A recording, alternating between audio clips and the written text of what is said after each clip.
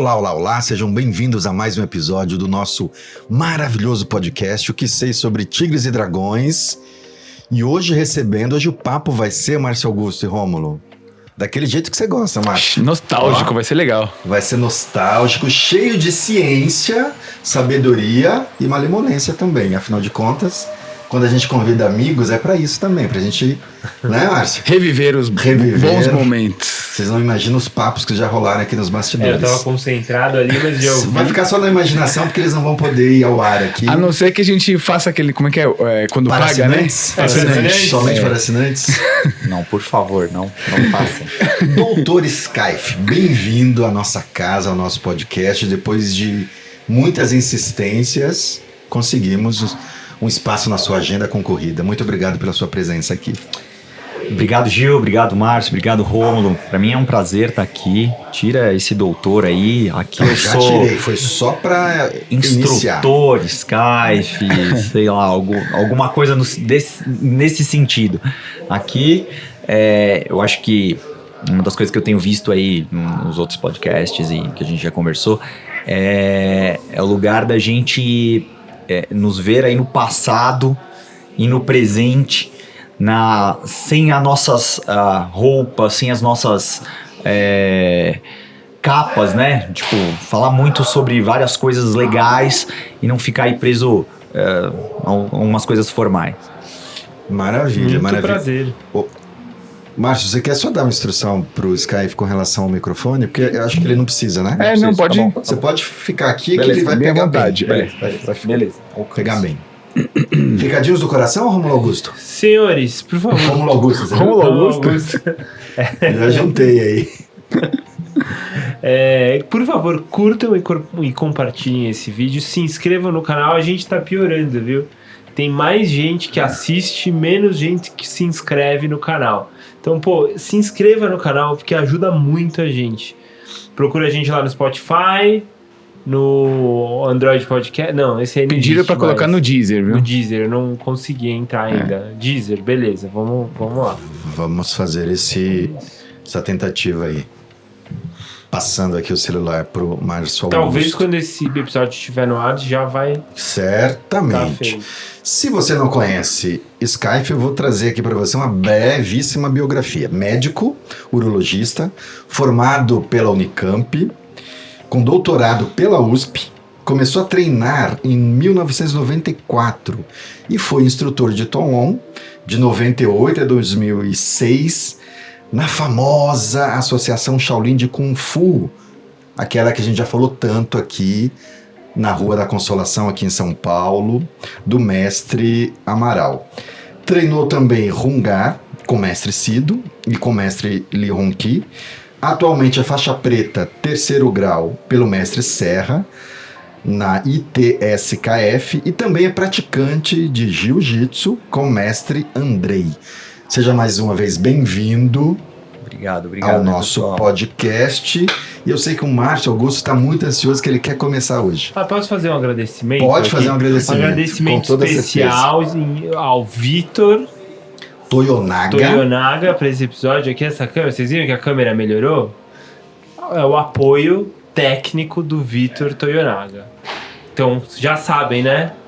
Vai fazer transmissão, qualquer coisa aí, dá um toque pra ele. Você já fez o Pix pra ele? Fez o Pix pro... Não, do Vitor não, mas é bom você que tá nos acompanhando aqui, eu vou olhar pra todas as câmeras, ó. Faz um Pix pro canal aqui. Pra gente poder fazer Só nessa operação aqui foram 2 assinaturas. Pois é. De um software, então, se você tiver aí disponível, com o coração ali, ó, cheio de generosidade... Pix está aparecendo aqui, a gente aceita contribuições. E o Márcio, como sempre, tá com fome, aceita biscoitinhos, bolachinhas. A gente agradeceu o bolachinha que recebemos. Agradecemos. Opa, fizemos até um merchan pra... 1h30 de hora do Vitor também, né? Exatamente, exatamente. Então, Márcio Augusto. Não, eu preciso falar que hoje é muito especial, né? Porque é um amigo que tá aqui de longa data, né? Tivemos muitas histórias legais pra caramba. Conta umas pra nós aí. Muitas que não dá pra falar aqui. Poxa. Contar uma história? Uma Caramba. legal, assim, uma... Uma legal? Sei lá, putz, foram muitas coisas. Skype dormia em casa, né, Skype? Dormia, saía 2 da manhã do 2 da treino. manhã. Do treino? Treino. Mas que e- treino era esse? 2 da manhã? Saía 2 da Ah, manhã? aqui é das antigas, meu. Ficava treinando até... 2 da manhã? Pô, Saía da academia 2 da manhã, treinava às vezes até meia-noite, depois... Na Rua da Consolação. Depois tinha conversas pra tomar bronca, depois limpava a academia, depois ia embora. é isso aí. Era isso, limpava a academia. Aí já, às vezes já não tinha mais busão pra ir embora, aí os caras Isso. ficavam em casa. Quando eu tirei a habilitação, Você aí... morava onde? Sapopemba? Pra chegar 2 da manhã? Ou como é que era isso? Não, morava aqui no centro, pô. A gente morava aqui no centro. Tinha sempre a resenha após... É que né? tem resenha, tem a resenha, tem a resenha. resenha. Entendi.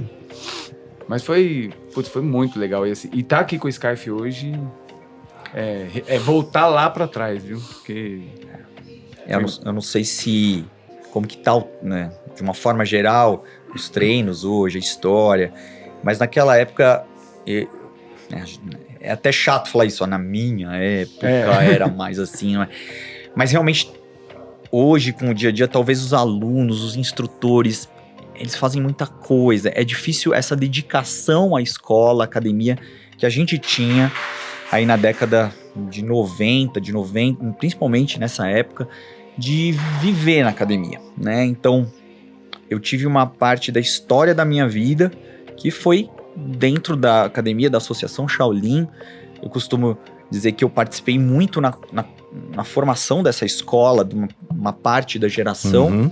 mas ela, na verdade, aqui participou da minha formação de caráter, né? Então eu e o Márcio, principalmente, jovens, 16, 17, 18 anos, nessa época que tá formando o caráter, né? Eu acho que, assim, mais ou menos nessa época, formando o caráter, a escola de Kung Fu nos formou, né? Então, nesse contexto, a gente tinha essa dedicação, ficar até a hora que precisar ficar. A gente só ia embora antes de falar a seguinte frase para o mestre Amaral: podemos ir embora? O senhor precisa de mais alguma coisa aqui na escola? Lembra disso? Isso mesmo. Então, hoje, eu não sei como tá, Nem mas... pensar de falar, tipo, tchau, mestre, Tchau, tamo tô indo. indo. Não, você limpava a escola, academia, depois de estar cansado, treinado, limpava, não era só a sala de treino. É banheiro, tudo. E no final ainda ia lá e falava: o senhor precisa de mais alguma coisa? A gente pode ir. Eu não sei, mas hoje me parece meio improvável esse tipo de comportamento dentro das escolas de artes marciais de uma forma geral. Eu não sei se isso é bom ou ruim, mas eu acho que mudou. Mas você sabe que em algumas escolas de artes marciais na vertente mais japonesa, por exemplo, Aikido e Karatê e algumas de judô, as de judô sobretudo que não estão somente ligada à questão da competição, mirando a Olimpíada, algumas dessas ainda preservam. Estou falando isso porque a gente tem muito próximo do Sensei Wagner, que é de Aikido, e a gente percebe, claro, que não Wagner Wagner Tomi, que não é a totalidade dos alunos, mas ainda isso está muito, muito presente. Mas eu queria te perguntar uma coisa. Peraí, só pra localizar, isso é o que? Começo dos anos 90, é isso? Não, na 96 pra frente. 96 Segunda pra metade, frente. então, Segunda dos anos. metade. Assim, só concluindo essa história, né? Muita gente pode olhar e falar assim: nossa, mas por que você tem que limpar a academia? O Karate Kid, né? Tipo, esse contexto. Eu acho que isso tudo serve pra você fazer parte da família que é a arte marcial ali mesmo, você vivenciar isso.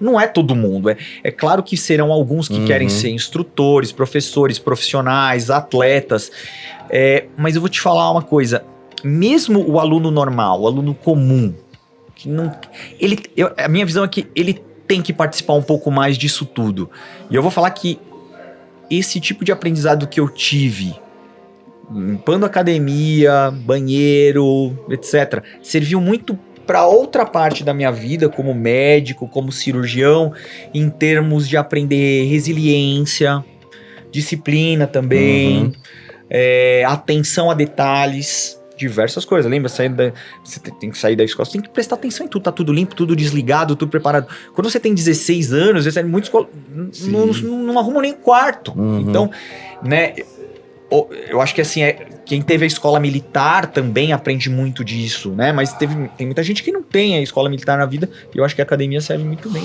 nesse ponto. E Skype, você começou a praticar Kung Fu. Eu vou emendar uma pergunta meio longa, tá? Com que idade e quais foram as motivações que te levaram pro Kung Fu? Bom, e inclui nelas uma outra coisa. Foi pelo Kung Fu que você começou nas lutas ou teve alguma outra modalidade? Quando eu era bem pequenininho, eu imagino que 4, 5 anos, eu fiz judô. Uhum. Apanhava muito no judô naquela época, eram as escolas bem tradicionais, tanto que acho que minha mãe me tirou do judô porque eu apanhava demais, nesse nível. E eu comecei no Kung Fu ao redor de 15, 16 anos, e é sempre uma história meio assim, nada a ver. Um amigo da rua que tava treinando te levou lá pra conhecer, você entrou, ficou e aquele seu amigo desistiu rapidamente. Isso é muito comum, é uma história clássica disso. Então foi um amigo mesmo, eu morava lá na periferia, né, de São Paulo, e como todo garoto, adolescente da periferia, me envolvia bastante em algumas brigas na rua. Você fez parte de gangue? Não cheguei a esse nível de fazer Que periferia você era? Da Zona Norte. Mas qual bairro? Que eu Limão, também sou Zona Norte. Casa Verde. Eu sou freguesia, Morro As Grande. encrencas eram na Casa Verde Alta, né? Sempre com pipa, briga, bailinho, sempre com uma encrenca assim. Eu posso dizer que eu... Morro do Peruche ali. Peruche. Peruche. Sim, ali. Mas ali você já ia... Ali já era mais quente o negócio. Então, esse amigo meu falou, vamos treinar uma luta, vamos estar preparado, né? Então você entra com essa mentalidade, né? De se defender, né? Uhum. É completamente diferente. E aí eu entrei, a primeira escola foi a do Mestre Amaral mesmo. Aí você saiu da Casa Verde e veio pra cá. Eu pegava um ônibus que na época demorava aí quase 1 hora pra chegar. Sim. E aí, assim, nessa época...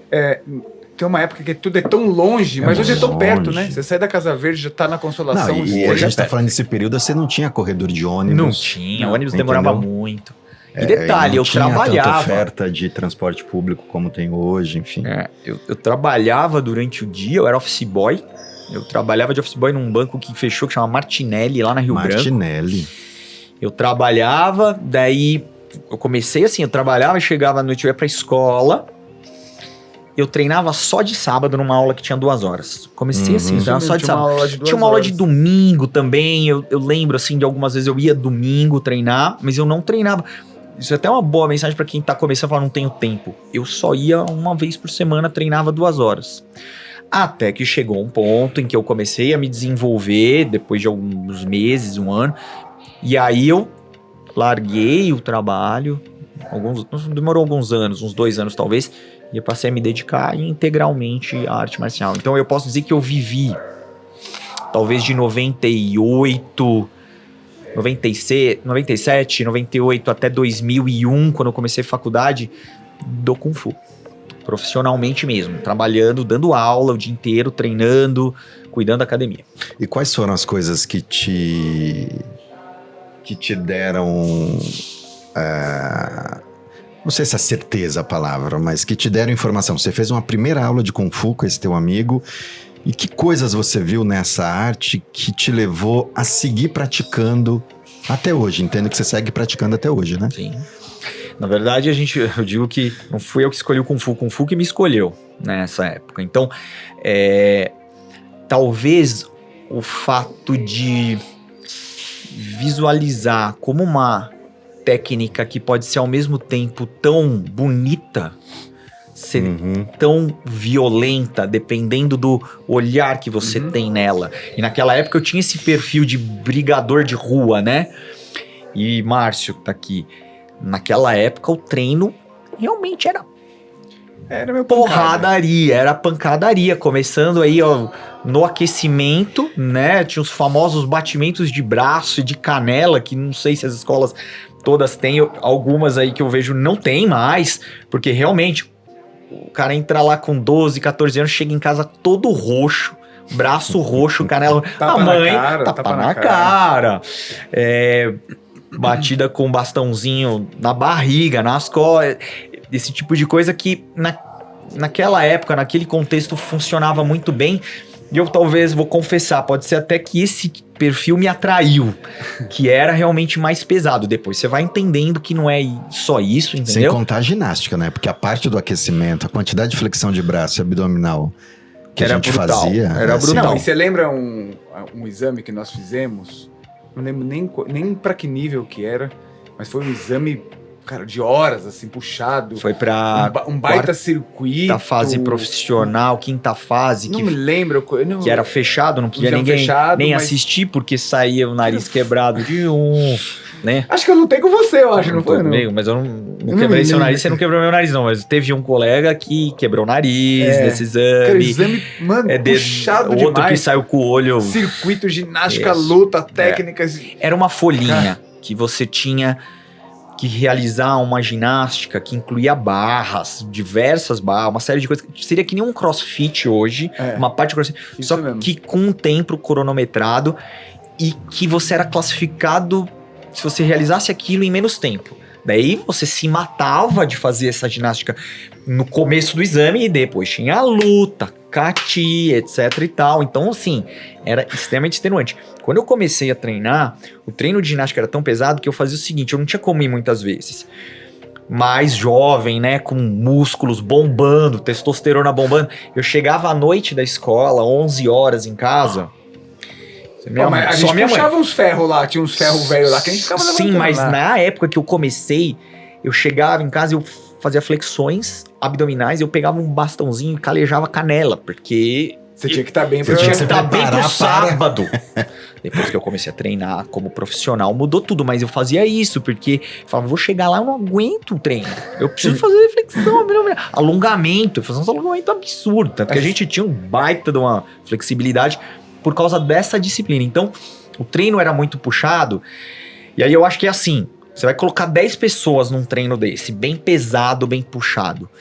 Talvez 5, 6 vão desistir. Um vai enrolar, mas 3, 4 vão falar, é isso. E aí esse cara vai se desenvolver.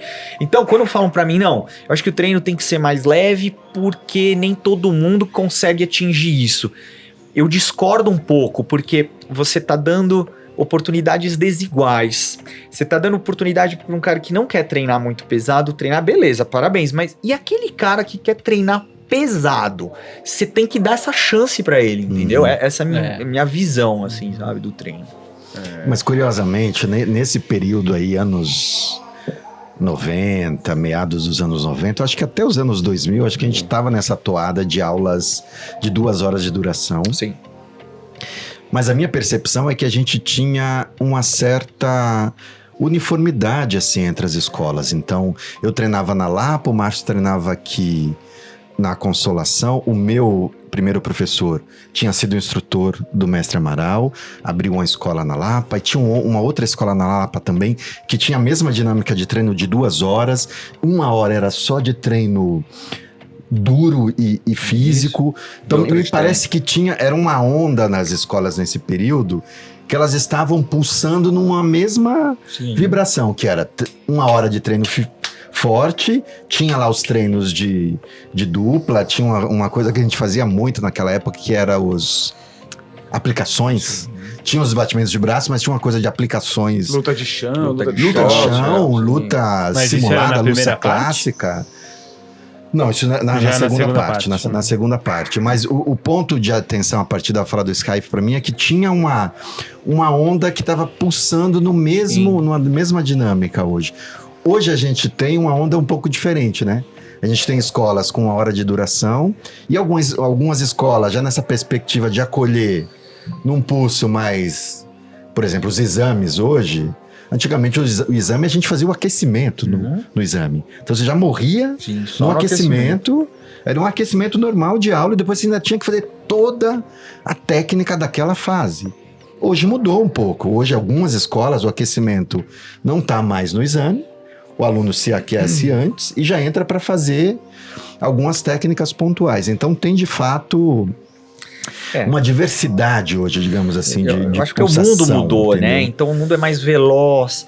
Você falar para uma pessoa que vai ficar 2 horas treinando, se ela não é profissional, e o profissional é assim, atleta ou professor, né? Se é um aluno normal, Ele não vai ficar, porque o mundo é muito rápido. Ele tem Netflix pra assistir, ele tem diversas coisas pra fazer, a família.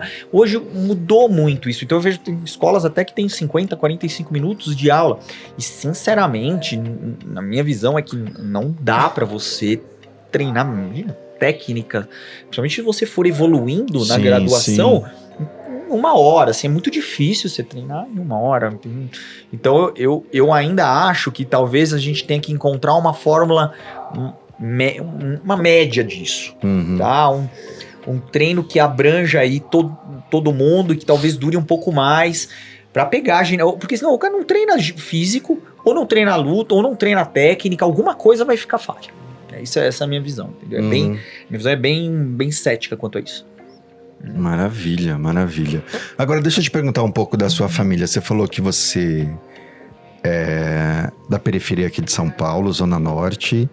Tem irmãos? Como é a constituição da tua família? Tenho um irmão mais novo, uma irmã mais nova. E alguém teve envolvimento com luta? Quando você decidiu fazer Kung Fu, foi acolhido? Foi tranquilo?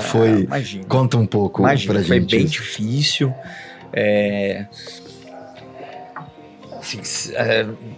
Uma família que... um ambiente que ninguém treina, você fazer uma luta já é estranho.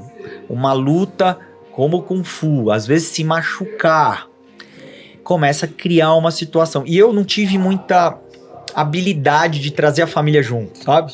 Eu acho que hoje, o ideal, se você estiver começando, traga a família junto, leva lá para assistir a aula, conhecer o professor, conhecer o mestre, ver o exame, porque passa muita fantasia na cabeça da família. Ainda mais se a gente chega em casa machucada, arrebenta, com a canela. Sim, começa a passar, o que tá acontecendo com o meu filho lá, ou com a minha filha, né? Então, assim, eu acho que trazer junto, né, não só o aluno, mas a família procurar conhecer, porque vai ver que é completamente diferente, às vezes vai até começar a treinar.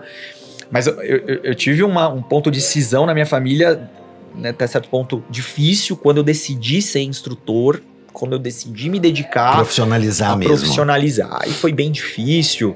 Você estava o quê? Na fase de vestibular? Não, já tinha? Eu tinha terminado a escola. Eu terminei a escola, acho que um pouquinho precoce, com 17 anos, e eu parei de estudar, eu me dediquei só a Kung Fu.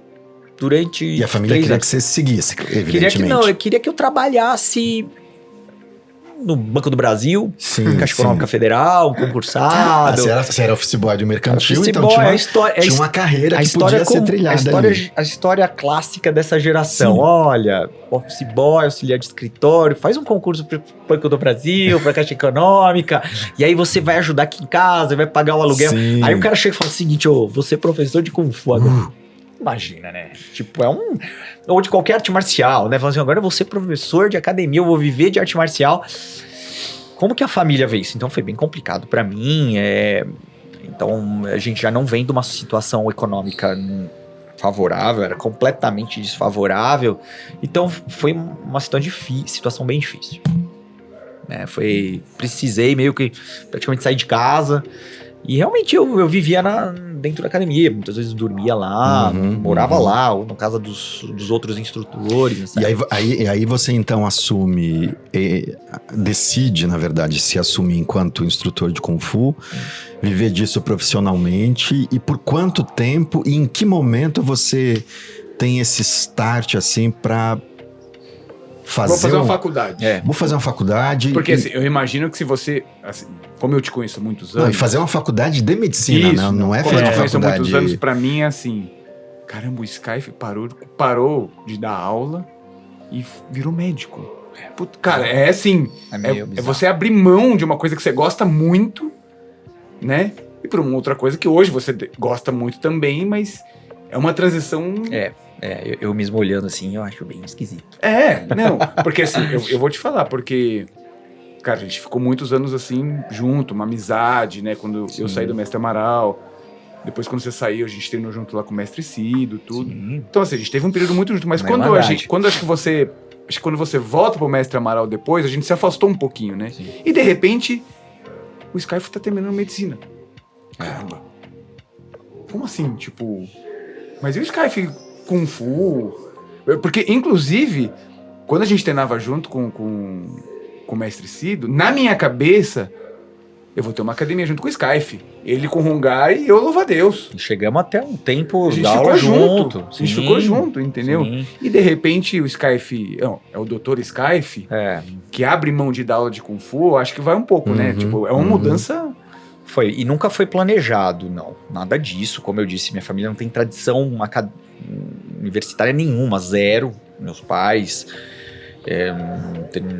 não terminaram até a escola formal, não terminaram, então não tinha nenhum exemplo, até porque eu estudei escola pública, né? E na escola pública naquela época a gente nem ouvia falar de vestibular, FUVEST, qualquer coisa, não se ouvia. Era muito ruim mesmo naquela época. E quando eu comecei no Kung Fu, eu também pensava isso, eu vou viver disso. Eu sempre fui um bom aluno, eu tive uma facilidade de aprendizado. Hoje minha cabeça já tá ficando ruim, né? Já esqueci um monte de técnica, de coisa. Mas eu tive uma facilidade. Chegou um momento... Esse bom aluno que você mencionou é no Kung Fu ou na escola formal? Nos dois. Assim, eu acho que tem duas coisas, assim. Eu sempre tive facilidade na escola formal de aprender as coisas, mas eu sempre fui muito disciplinado mesmo antes do Kung Fu. Mas no Kung Fu, eu sempre tive uma habilidade motora muito grande. Eu acho que essa habilidade motora, ela faz muito parte da competitividade, de tudo que se envolve nisso. Então, quando você começa a fazer uma coisa e você sente que você tá dominando aquilo muito rápido, você se envolve muito rápido, como dança, como lutas, como qualquer coisa desse tipo. E você tem reconhecimento também dos pares, né? Isso também dá pra gente... Exatamente, isso vai te levantando. Sim. Mas eu parei de estudar. Eu parei de estudar e eu me dedicava só ao Kung Fu. Algumas coisas foram acontecendo na vida. A gente conhece pessoas que mudam a nossa vida, sinais que a gente pega que um dia falam assim pra você, olha, talvez você deva ir por esse caminho aqui também. É difícil, eu não tem nada que me falasse assim, vai estudar e ser médico. Não, né? Ninguém, nada. Mas um belo momento, por algumas coisas que aconteceram e alguns... Posso falar assim, talvez vão me achar místico? Pode me achar místico, mas... Pode, a gente... Aqui é tudo místico. Todo mundo já foi um jovem místico aqui nesse... O médico é místico, beleza, não tô nem aí. Por alguns sinais que a gente não consegue explicar, eu fui encaminhado pra falar assim, olha, eu acho que você precisa ir por esse caminho. E aí... Caminho da medicina. O caminho da medicina, Aí você vai falar assim, nossa, como que eu vou pagar um cursinho? Eu não tenho condições. Eu trabalhava dia e noite na Consolação, não ganhava bem. Aí você rodava, né? Na verdade, você ia lá na Brasleme, lembra? Lembra, aí tinha uma escola que eu comecei a dar aula na Brasleme, na própria Casa Verde, mas viver de arte marcial, vocês que vivem, né? Aqui vocês estão ricos com o podcast. Mas assim, vocês, quem dá aula, sabe o quanto é difícil. Sabe o quanto é difícil viver de arte marcial. E aí tinha um cursinho na Poli, cursinho na Escola Politécnica da USP, que era gratuito. Sim. E eu achei um folhetinho no chão. E eu olhei e falei, cara, acho que eu vou lá. E lá, pra você entrar, você tinha que fazer uma avaliação socioeconômica. Só entrar que era pobre mesmo. Você tinha que levar carteira profissional dos pais. É o que a gente chamava na época de declaração de pobre. Declaração de pobre. Cara, eu passei. Não basta ser, você tem que declarar que você é. Eu passei na declaração de pobre lá. E eu fiz o cursinho da Poli. E eu tive que aprender tudo que eu não aprendi na escola naquela época.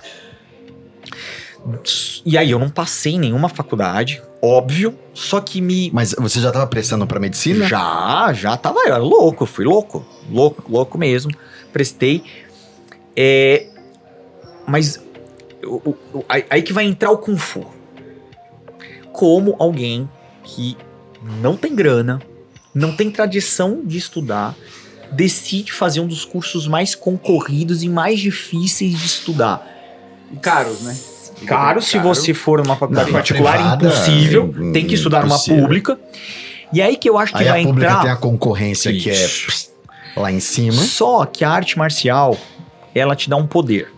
Ela te dá uma segurança de falar assim, eu posso.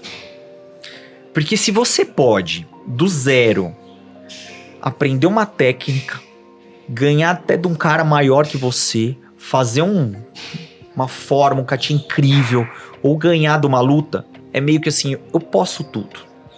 Não é tudo, mas eu posso. Isso te dá uma segurança, abre em você uma chama que de algum lugar você fala assim, eu consigo isso. Autoestima. Então, autoestima, não só autoestima, mas entender que a disciplina, o treino duro ou o trabalho duro, que vem até o Kung Fu, trabalho duro, você consegue a partir disso, né? Você pode até falar de meritocracia, que é onde entra, a gente até pode discutir isso sim ou não, mas realmente, se você tiver um trabalho duro, disciplina e dedicação, você consegue quase tudo.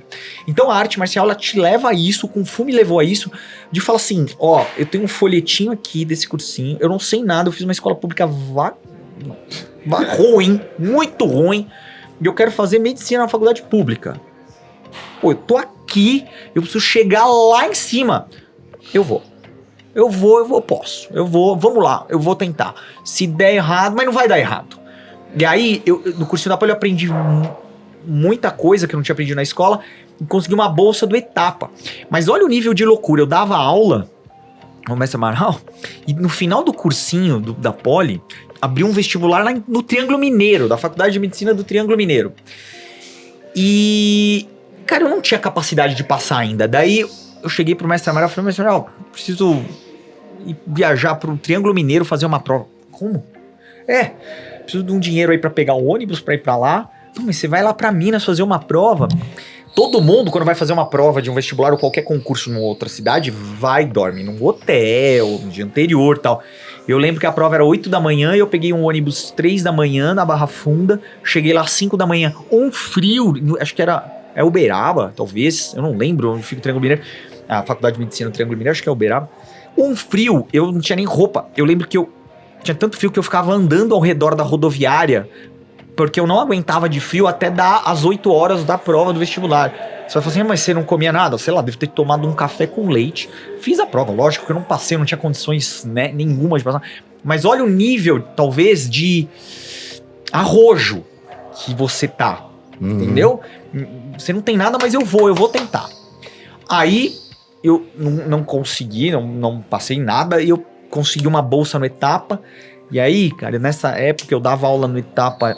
Eu dava aula na Consolação, desculpa. Eu estudava no Etapa à tarde, dava aula na Consolação de manhã, de Kung Fu.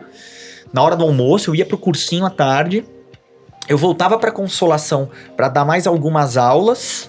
Depois eu voltava pro cursinho à noite, ia numa sala de estudo e ficava estudando aí até 11, meia-noite. E o que eu posso dizer, em um ano, eu desenvolvi demais, tanto que depois eu passei em quase praticamente todas as faculdades públicas de medicina, né, de São Paulo, e aí eu acabei indo pra Unicamp em Campinas. Então essa foi a história. Sensacional. Eu acho que o Kung Fu teve muita participação. Mas teve alguma coisa assim que a medicina te... O Kung Fu, o fato de você, né, não só o Kung Fu, mas toda a arte marcial, de trabalhar com gente. E não é gente trabalhar numa loja, não desmerecendo ninguém de trabalhar numa loja, mas o jeito que a gente trabalha com o corpo do outro, com a situação de fragilidade, ou não, ou com a situação de poder do outro, do físico, até onde a gente consegue ver o físico, o ser humano, acho que isso que me levou meio pra medicina, sabe? Tipo, eu gosto de trabalhar com ser humano, com gente, entendeu? E a coisa técnica sempre me atraiu muito, por isso que eu fiz cirurgia, entendeu? Então, eu acho... Só pra gente entender, o médico, você estuda medicina 6 anos. Isso. Aí depois você vai pra uma residência, mas aí você vai escolher. Se você... Aí você escolhe o que você quer fazer na residência. Você quer ser clínico, geral, radiologista, cirurgião. E nessa época, na sua residência, você já escolheu cirurgia, você faz cirurgia geral. Cirurgia geral. Que são 2 anos, hoje já mudou, são 3. E depois que você termina a cirurgia geral, você é um cirurgião geral. Teoricamente você pode operar quase tudo. Só que aí daí você escolhe uma outra especialidade cirúrgica, que pode ser operar o coração, cardíaca, plástica, urologia, trato urinário, e etc. Você pode, dentro desse espectro, escolher. Então aí eu escolhi urologia, mas sempre me atraiu, assim, também a emergência, situações de emergência. Eu acho que o mestre Amaral costumava falar pra mim que eu sempre fui muito magrinho. Eu lembro que teve uma época que eu treinava, eu pesava 57 quilos. eu tinha 3% de gordura. Nossa. 3%. Minha esposa até hoje me zoa disso. Nessa época eu treinava demais. Então, às vezes na luta, apanhava pra caramba, sempre dos maiores e tal. Mas às vezes o mestre Amaral colocava uma rodinha, né? Todo mundo sentado, punha 2 pra lutar. Falava, ó, luta. E eu quero que você faça isso, que você ganhe deles. Então você era colocado em situações bem desafiadoras naquele momento. E naquilo eu me superava. E aí ele falava pra mim assim, você frita bem quando colocado em situações críticas. É isso que eu ia perguntar. Tem um pouco a ver com aquele momento de combate ali também, né? O momento do combate. A cirurgia é isso tem aí. Aquele nível de decisão que você precisa fazer uma coisa certeira. Tem que você... tem que ter uma estratégia, mas no meio da estratégia você tem que saber desviar no meio da estratégia. Não, e antes disso você precisa ter conteúdo, né? É isso aí. Você precisa ter conteúdo, bagagem, pra poder... planeja estratégia, repertório, porque no meio você vai talvez ter que se desviar, entendeu? Eu acho que as lutas, a arte marcial, ela te traz muito disso. Tem que visão interessante. Agora, Sky, e a família? Quando você decide fazer o cursinho e projeta medicina, como é que a tua família acolheu isso? Qual que foi E eu queria que você emendasse também nessa minha pergunta, que pessoas ao longo dessa trajetória até você chegar na medicina, que pessoas foram importantes nessa tua conquista? Tá. Bom, não tive apoio. Não tive e eu entendo plenamente. Eu me coloco no lugar e talvez eu fizesse a mesma coisa se eu estivesse na mesma situação. A família precisava de alguém para ajudar nas contas. Como é que você vai fazer uma faculdade de medicina que você estuda integralmente? Não tem como fazer mais nada. Demora anos para conseguir. Pra ter retorno, então, né? Não, eu não tive apoio, né? E quando eu decidi estudar no cursinho, depois que eu passei, as pessoas aí falam, parabéns, né? Incrível. Doutor, aí até, casa, tudo bem, mas antes disso, não. Eu não tive apoio. As próximas pessoas que estavam próximas de mim, fora da minha família, também falaram, olha, a sua realidade não é essa. Desculpa, você é pobre, né? Você não pode... Não tinha essa questão de cotas, na época não tinha nada disso que ajuda, as cotas socioeconômicas, nada, zero. Então, assim, não tive apoio quase de nenhum lugar. Na verdade, eu tive críticas, né? Que... hoje eu vejo que talvez essas críticas me fortaleceram, e todas essas pessoas que talvez me criticaram hoje, elas entendem que elas tiveram um papel. Eu não tenho problema nenhum com ela. Imagina, eu entendo perfeitamente. Ranço nenhum, né? Sei lá, até posso falar, o próprio mestre Amaral na época falou assim pra mim, puxa, difícil isso, né? Como é que você vai fazer e tal? Eu falei, mestre, pode deixar, eu vou. E hoje, às vezes a gente conversa e ele fala, puxa, eu devia ter te apoiado mais. Eu falo assim, mas você me apoiou muito, porque você me deu todo um background de segurança, de confiança, pra me fortalecer, né? E conseguir fazer tudo isso. Eu falo, mesmo sem o senhor perceber. Né? Então, eu falo isso sempre pra ele. Eu tive pessoas... namoradas, pessoas que me acompanharam na época e que me ajudaram muito também, amigos também, que depois, às vezes eu não tinha grana pra comer, não tinha, fazendo cursinho, às vezes à noite não tinha mesmo, aí tinha amigos, namorados, falavam, vai em casa, janta lá, né? Isso aconteceu várias vezes, entendeu? Até pra ficar estudando, né? Precisa comer alguma coisa. Sinceramente, teve vezes que eu passei o dia com um suco, uma vitamina, né? Então, aqueles 3% de gordura, às vezes a gente fica sem comer, né? A vontade hoje é de comer tudo aquilo. Tinha 3%, era seco mesmo. É até perigoso 3% de gordura, é muito pouco. Mas... voltando à sua questão, eu acho que todo mundo, de um jeito ou de outro, participa da nossa jornada. Você seria muito ingrato em falar assim, só porque a pessoa naquele momento não te apoiou plenamente, mas você tem que olhar o lado dela também, sabe? Às vezes ela tá precisando mais de você do que você dela, e aí talvez você esteja sendo egoísta. Eu posso dizer que talvez eu tenha sido um pouco egoísta nesse aspecto também, porque eu falei, não, eu vou, independente de qualquer coisa, e fui atropelando. Talvez na vida, às vezes, a gente tem que tomar essa postura. É muito, muito doido, né? Eu me lembro que eu também fui office boy quando eu era mais jovem. Eu me lembro que quando eu decidi fazer... Aí eu tive uma coisa semelhante, assim, eu treinava Kung Fu, era instrutor de Kung Fu na Freguesia do Ó, numa academia de musculação, e tinha lá 40 alunos treinando, e eu ganhava mais no Kung Fu do que como office boy. Eu falei, vou parar de trabalhar, não tem dúvida. Meus pais falaram, não, tá louco? Vai parar de trabalhar, você tá numa firma com Isso aí. carteira Tá com a carteira assinada. Aí tem lá um vale-refeição, a cesta básica, não sei o que lá. Mas eu tinha essa coisa FGTS. de parar de trabalhar. Eu namorava, nessa época, eu cheguei a namorar minha professora de língua portuguesa.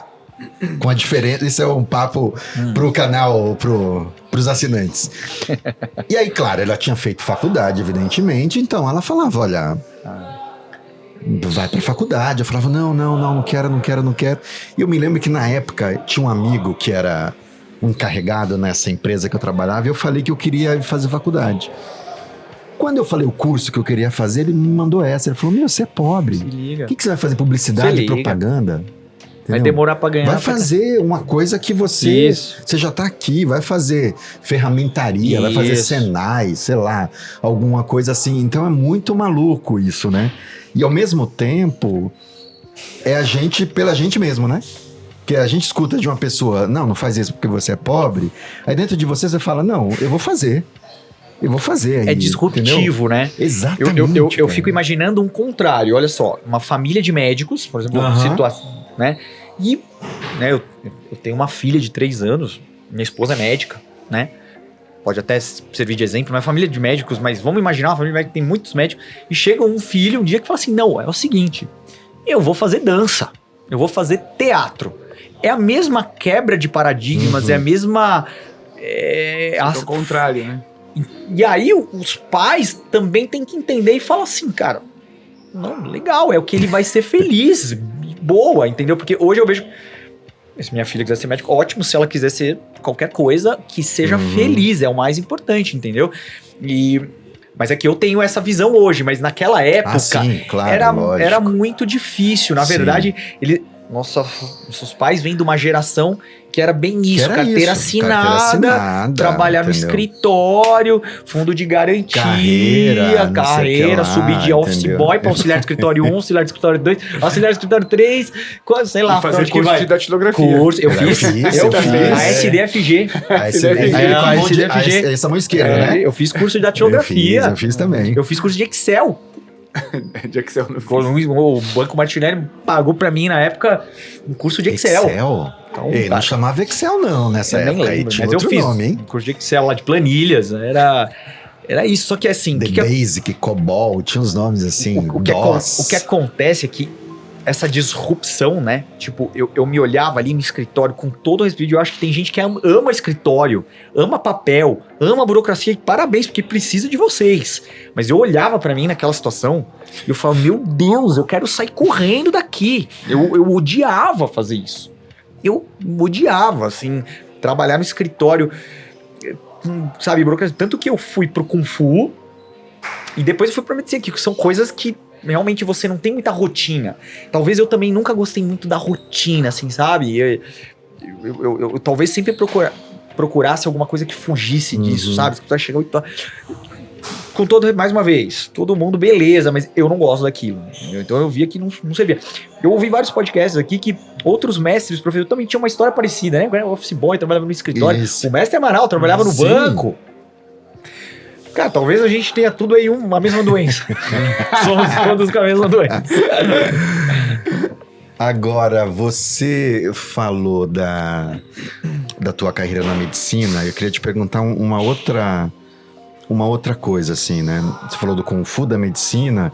E eu sempre fico ouvindo as histórias dos convidados aqui, tentando entender quais são as conexões que você, enquanto profissional de medicina, um cirurgião, e um artista marcial, aí, um professor de Kung Fu, que conexões você faz com essas duas artes, assim? O que você conseguiria dividir com a gente, assim? Que conexões você já fez naqueles momentos de devaneio, sabe? Que você tá lá assim, nossa, caramba, isso aqui...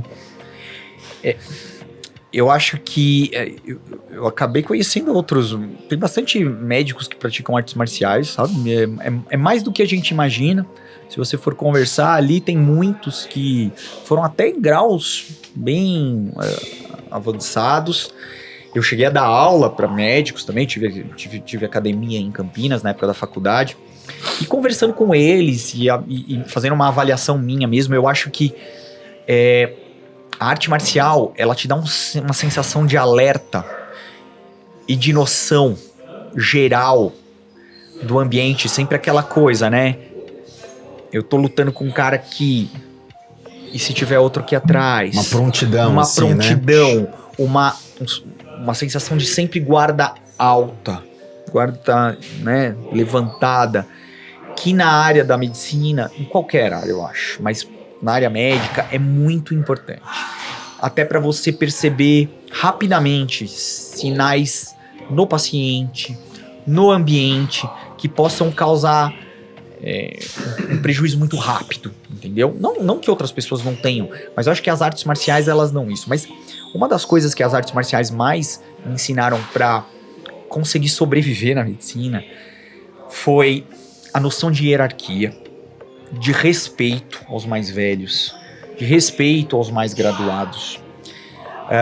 Isso vai servir muito na área médica, porque se você não tem esse conceito, você vai sofrer muito, tá? Principalmente em áreas cirúrgicas, que a hierarquia é muito parecida. Os mais experientes. Isso, é muito meio até próximo do militarismo. A gente vem de uma escola de Kung Fu do Mestre Amaral que é militarizada, porque o Mestre Amaral era militar e ela é uma escola militarizada. Então, é tudo sim senhor, não senhor. Sim. E isso, na área medicina, talvez tenha até me diferenciado de outras pessoas, porque quando você é mais velho e você vê que tem aqui duas pessoas, uma que tem um respeito maior, um entendimento maior de que existe uma hierarquia, de que você tem que respeitar ordens, essa pessoa, ela vai ser mais valorizada, sabe? Ela vai te poupar alguns problemas. Você vivenciou isso na medicina? Muito, em muitas situações. Eu tô situações. aqui, eu sou iniciante, esse cara é mais experiente, Isso. aquele ali é o chefe da... Entender esses graus. Além disso, a própria disciplina da arte marcial, né? Para você poder estudar e aplicar aquilo, né, seja numa cirurgia, seja numa avaliação. Então, a sobrevivência em qualquer carreira, eu acho que ela é facilitada pelas artes marciais. Acho que a arte marcial, a luta, o treino, ela coloca o ser humano numa situação tão primitiva sua, que se você sai dali e aprende aquilo, você aplica aquilo em qualquer setor da sua vida. Então, eu acho que eu aplico muito na área médica, cirúrgica, assim. Eu sei trabalhar em equipe, cara, né? Você dá uma aula, né? Márcio teve essa mesma experiência que eu, sei lá, com 18, 19 anos, dar aula para uma turma de 40, 50 alunos, com faixa preta, com cara de 40 anos, com médico, engenheiro, advogado, com criança, com mulher. E aí o Mestre Amaral falava assim pra gente: entra na sala, olha a aula lá e tenta sentir a aula. O quê? Sentir o quê aqui? Aprende a sentir, olha os alunos, olha no rosto deles e tenta entender quem tá ali sofrendo, quem tá passando mal. Quando um aluno passava mal na nossa aula, de desmaiar, de acontecer alguma coisa, o Mestre Amaral descascava a gente, porque a culpa é nossa. Como que eu não percebi antes? Sim. Então você ter esse olhar numa turma para dar aula e você dar uma aula que satisfaça um cara avançado, um preta, mas satisfaça um aluno iniciante, você, cara, desenvolve uma capacidade de trabalhar em equipe, de trabalhar em... Assim, cara, você pode quase tudo. Você tem uma leitura do ambiente que ela é mais aguçada. Né? Uhum. Então você consegue chegar numa cena de acidente, por exemplo. Dá um exemplo. Eu nem trabalho com isso mais, mas né? E olhar assim e falar assim, ó, você faz isso, você faz aquilo, você agora. Por exemplo, tem um acidente com vítima. imediata no meio da rua, no trânsito, você tem que ter a frieza de pegar um cara e falar assim, você só vai ligar pro SAMU. Você não vai fazer mais nada. Porque se você falar assim, ó, liga pro SAMU, pega aquilo, faz aquilo, aquele cara não consegue nem ligar pro SAMU. Entendeu? É esse tipo de coisa. Você pega isso, você a via aérea, você a parte circulatória, você comprime isso, você aquilo. Que a gente até tem um treinamento que chama ATLS, que é um atendimento avançado para trauma, né? Que é isso, é meio até arte marcial mesmo. É sistematizado passos a passos. Você treina aquilo, Você treina aquilo. Mas, cara, se você aprendeu já na arte marcial a agir desse jeito muito rápido, aquilo até fica mais fácil pra você. Tanto que eu adorava isso, assim, sabe? Que acabei não indo pra isso porque a vida é muito difícil de atender trauma, acidentes. Mas eu gostava muito porque eu conseguia aplicar muito a arte marcial nisso. Então, essa questão de ordens. Quem vai mandar? Você vai mandar. Então você coordena. Você fala, faça isso, faça aquilo. Pega a via aérea do paciente, tampona ali que tá sangrando. Busca aquilo, pega um acesso venoso. Cada um tem que fazer uma coisa e alguém manda. Então na arte marcial, na aula, a gente aprende muito isso, né? Assim, então eu conseguia aplicar na medicina muito. Eu acho que isso serviu muito bem pra mim. Desde a faculdade. Na faculdade mesmo, eu já entendia muito disso. Tanto que eu fui...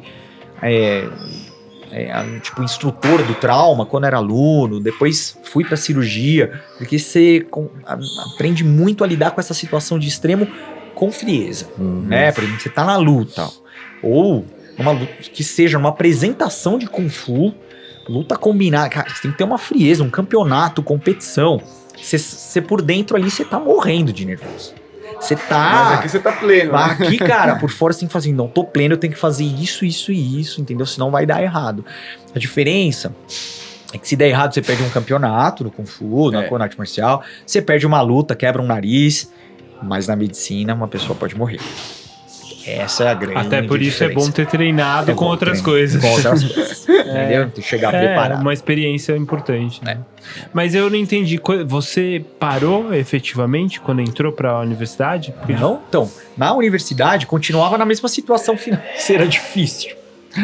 Então eu tinha uma bolsa na faculdade, tinha algumas pessoas que me ajudavam, teve 2 professores, a doutora Marilisa Guerreiro e o doutor Carlos Alberto Guerreiro, que me ajudavam financeiramente. Mesmo assim era difícil. A moradia era muito longe. Eu acabei até tendo dificuldade em Campinas, a moradia. Eu acabei morando num centro, então pagava um aluguelzinho num apartamento no centro e tinha todas as outras coisas. Então eu dei aula. E o Kung Fu me ajudou muito nisso. Comecei a dar aula numa academia lá no bairro da faculdade. E em pouco tempo a academia era lotada de alunos. Lotada, cheguei a ter quase 50 alunos. Legal. Formei faixa preta. Durante a faculdade eu formei alunos faixa preta. Lá. Tive alunos crianças. Eu tinha uma turma incrível. Tinha criancinhas de 8 anos, 7 anos treinando. Legal. Tinha alunos que vieram de outras escolas já faixa preta treinar comigo. E eu dava aula de louva-a-Deus e Hungar para esses alunos, e eu conseguia me manter, entendeu? Com a parte que eu recebia das aulas. Isso foi o que me sustentou até o final da faculdade. No final da faculdade aí eu passei na residência e eu voltei para São Paulo. Eu fui fazer residência aqui em São Paulo. Que coisa, hein? Muito bom, muito bom. Ô, Skype, agora tem uma história que a gente estava até falando aqui, que eu acho incrível, que foi seu encontro com o Mestre Kei, com o Lee Hong-ki, né? Com o Mestre Kei. Conta pra gente, que eu acho essa história fenomenal. Na verdade, eu treinei, o Mestre Amaral foi quem formou toda a minha base do Kung Fu, né? E toda a minha base de artista marcial. Mas eu treinei Hungar com o Mestre Cido. Sim. O Márcio treinava o Louva-a-Deus, eu treinava o Hungar. Sei lá, se o Mestre Cido estiver vendo aí, um abraço, tenho saudades dele também. Eu acho que o Mestre Cido com o Hungar também mudou muito o meu jeito de treinar, né? A gente sabe a espirituosidade que ele tem, o vigor no Kung Fu.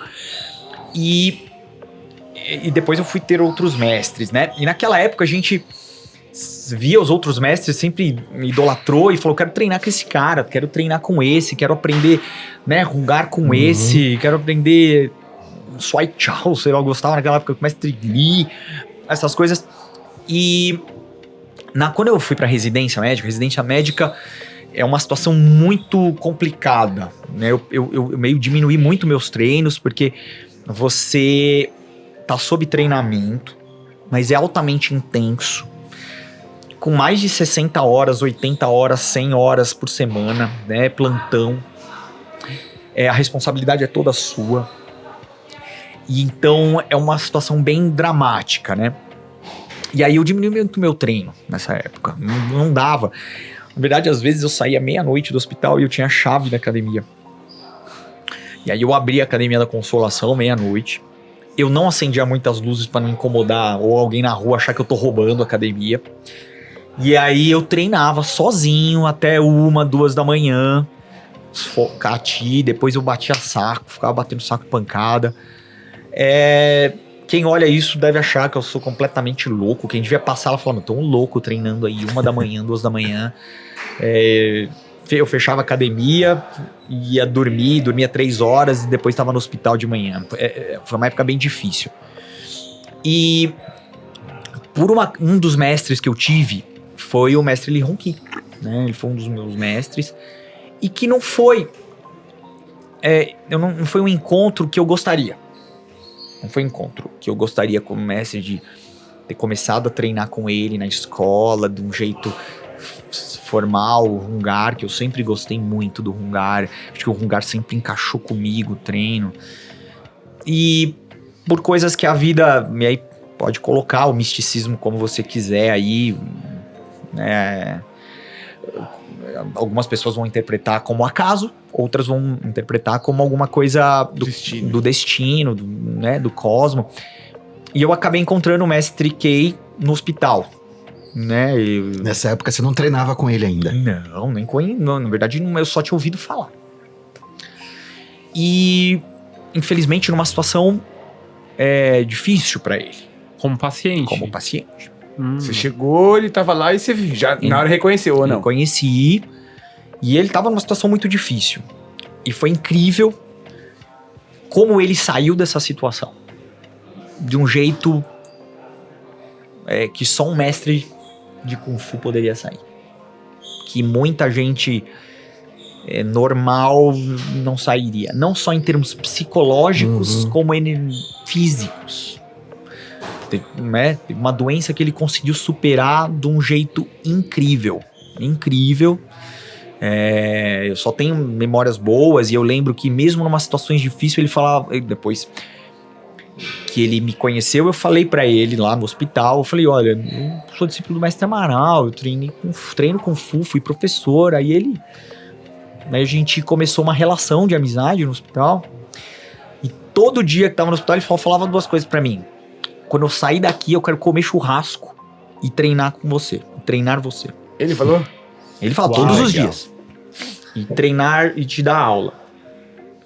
Comer churrasco e treinar. E te dar aula, na verdade. E aí, depois de muito tempo, Caramba. depois de alguns, talvez meses, ele saiu do hospital, foi comer churrasco e me treinou. Ele me ensinou o Hungar de trás pra frente. Eu fui aprender a técnica mais avançada da primeira vez que a gente foi treinar. Fui treinar na academia do irmão dele, do mestre Li. E o primeiro que ele me ensinou foi 10 estilos. Primeira técnica. Munjong e 10 estilos, lembro até hoje. E depois fui aprendendo outras técnicas. E a gente criou uma relação, e eu tô falando pro Márcio. Eu acho que eu fui um discípulo do mestre Kei como era na China antiga. Aquela coisa de família mesmo, de você ensinar porque é o seu filho ou é alguém que você quer muito bem, sem nenhuma relação econômica, comercial, nenhuma, zero. Eu ligava pra ele, ou ele me ligava, ele falava, olha, eu tô aqui em São Paulo, ele era no filho dele na Liberdade, tinha uma escola na Liberdade, e aí ele falava, vamos pra lá? Aí a gente ia lá na academia, e aí ele me ensinava a técnica. Eu tinha que aprender muito rápido, porque era 1 hora, 2 horas de treino para aprender técnicas complexas mesmo, muito complexas. uma das técnicas que eu aprendi com ele, que foi uma dessas vindas, foi a corrente do Hungar, que é com a faca, que ele trouxe da China a faca pra mim. Então, o que eu quero dizer assim, o mestre saiu do hospital, ficou super bem e foi viver a vida dele, deu aula na Suíça, se eu não me engano, depois disso, foi pra China, foi fazer tudo completamente, dar aulas, e ele trouxe pra mim uma corrente com facão na ponta da China, falou, ó, trouxe pra você, eu nunca nem tinha visto aquela arma.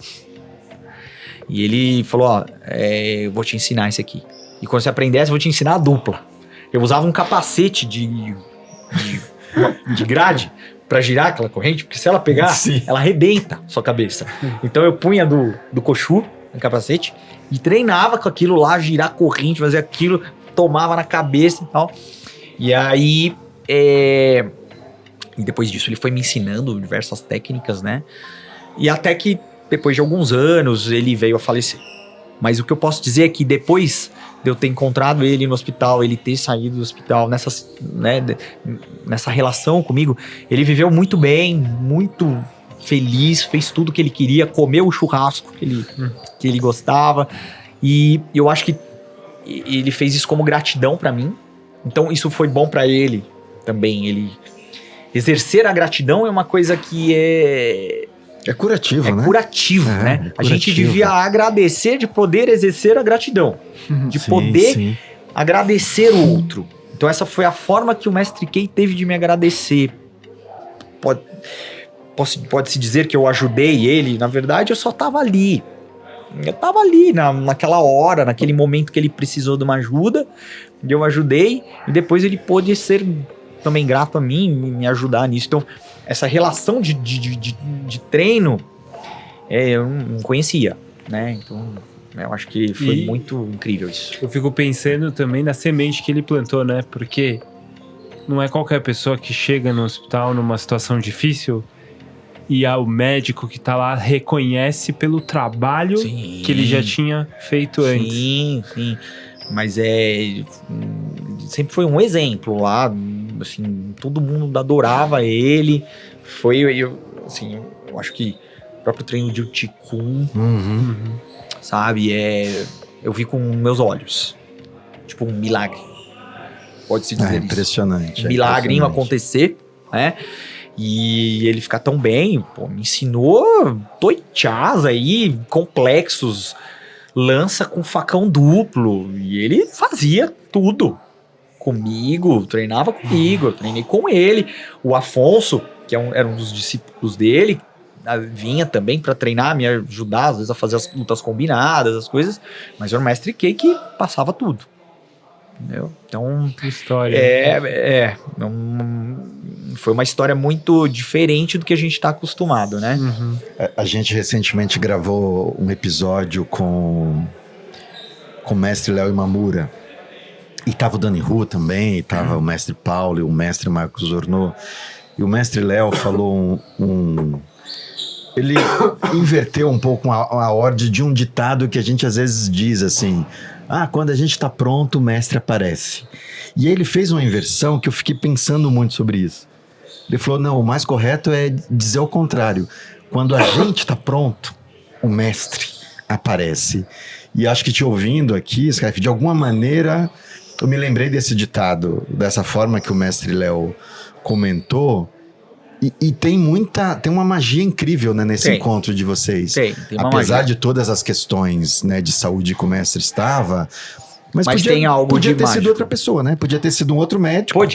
Poderia, né? Enfim. Se fosse, talvez, se um mês depois, talvez, alguns dias depois, poderia ser completamente diferente. Exatamente, podia ser outro caminho, outra trajetória. Eu tenho uma parte mística, assim, eu não tenho como negar que eu tenho uma parte mística muito grande, e foi uma parte que a gente desenvolveu muito com o mestre Amaral. A gente tinha treinamentos de meditação, da parte mental, filosófica. Então, isso eu já tinha, óbvio, porque isso tá em você, mas desenvolveu muito. Então eu acredito que sim, essa relação com o Mestre Kei foi alguma coisa, isso aí, de estar preparado ele e eu, sim, você também, né, para esse encontro. Eu acho que talvez eu tenha sido um dos últimos discípulos dele, que nem era do nada, assim, né? Um discípulo que não... Eu nunca dei aula de Hungar, de Hungar do Mestre Kei. Na época do Cido eu dava aula, eu já tinha uma base, mas eu nunca dei aula de Hungar do Mestre Kei, nem pretendo. Foi assim, é uma coisa que eu ganhei dele, foi um presente. Sim. Que ele falou pra mim, eu queria te dar um presente, eu quero te ensinar Kung Fu. Muito legal.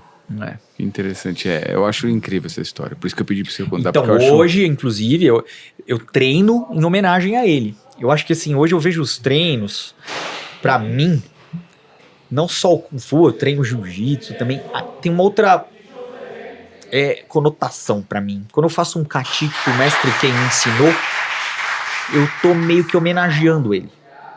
Eu sinto que aquilo é uma homenagem a ele. Quando eu treino um kati que o mestre Amaral me ensinou, é uma homenagem a ele. Por isso que eu mantenho isso vivo.